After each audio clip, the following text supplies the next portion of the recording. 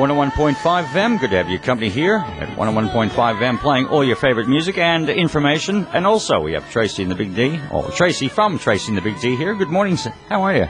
Good, thanks. How are you, Shane? Not bad. We have an interview, I understand. We sure do. We're going to be talking with Bill Urquhart, which is CEO of the NRA, which is the National Rodeo Association. And joining us right now is Bill. How you going, Bill? I'm fine, thanks, Tracy. Yourself? Oh, look, I'm very excited. This is day 3 of our 10 Days to the Urban countdown. And, of course, kicking off the Urban this year is the Rodeo. And you are fully involved with that one?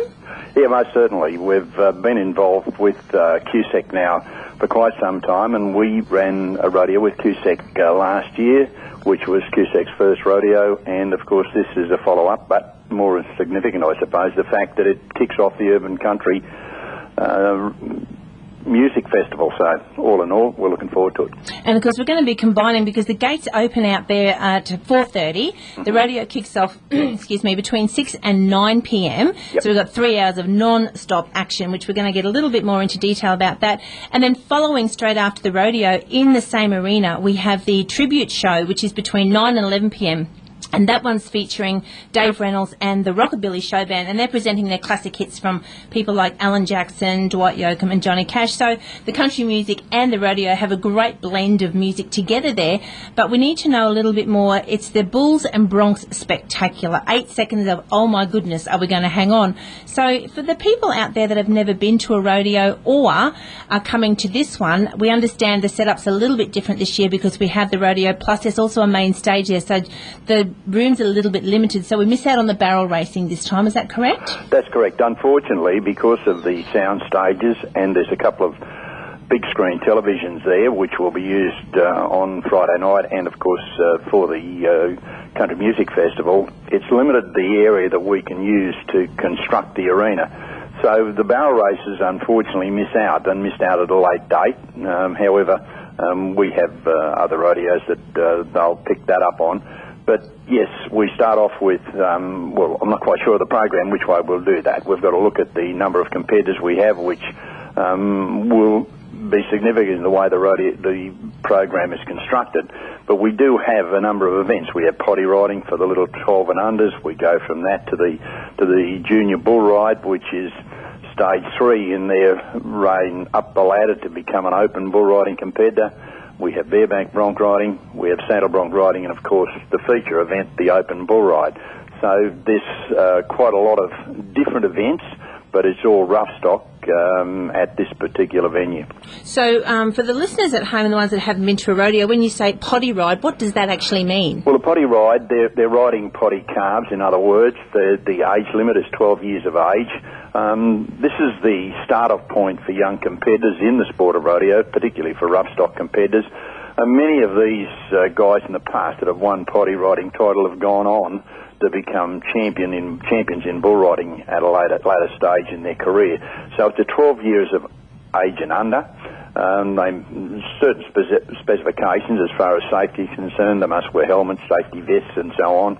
But these little guys, really, they deck themselves out every bit as good as the big guys do, and they're real entertainers. They have a tremendous will to win, and each and every year we see a tussle for the final. These competitors that go to rodeos on a weekly basis, they compete for the prize money at that rodeo, but all of the points that they can accrue throughout the year take them to the finals at the end of the season, and the potty riders included, and at the end of the season there are champions announced, and they get trophy buckles, and when you're up in the senior rank you get trophy saddles and so on.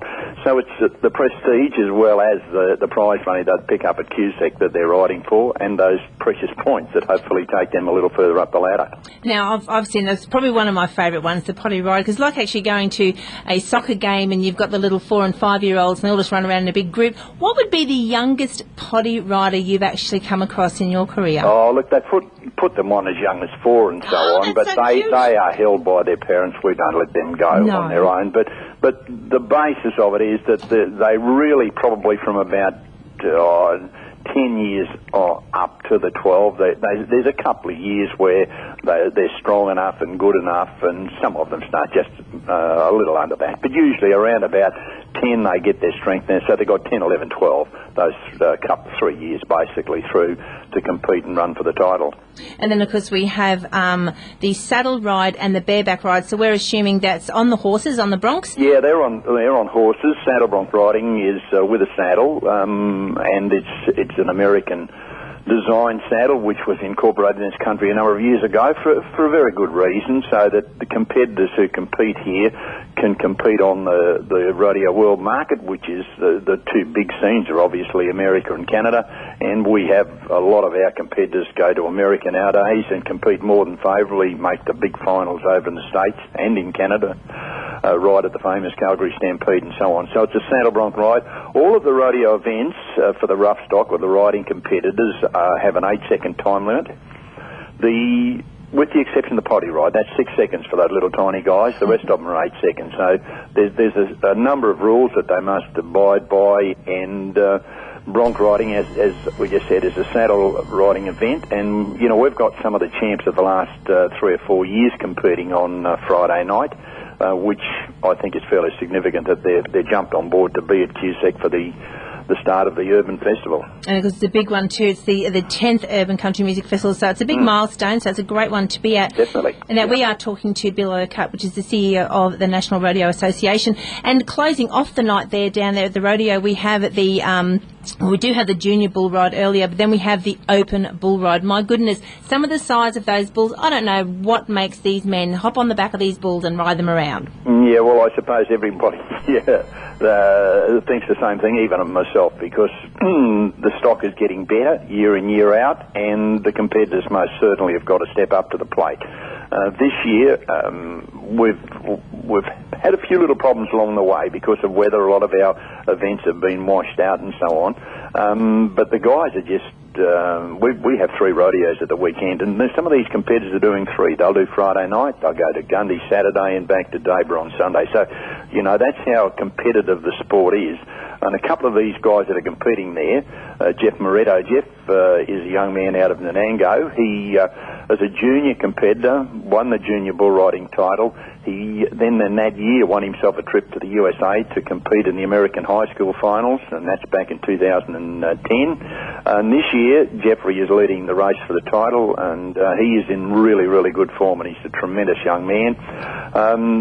The other competitors worth looking at, there are about 3 or 4 that they're all worth looking at, don't get me wrong, but as far as form goes, Cameron Taylor. Cameron's a guy that at this point of time in this year, he is number 4 in the race for the title of bull riding champion. He's leading the race for the title in saddle bronc riding, so he's a dual handler. He worked 3 events in rodeo. But in 2012, the former St George competitor won the title of bull riding champion. So, you know, we've got champs of the past in all of the events, in saddle bronc riding, bareback bronc riding, bull riding, in junior bull riding. The only one we don't have is the potty ride, but as I said, that's the progression up the ladder.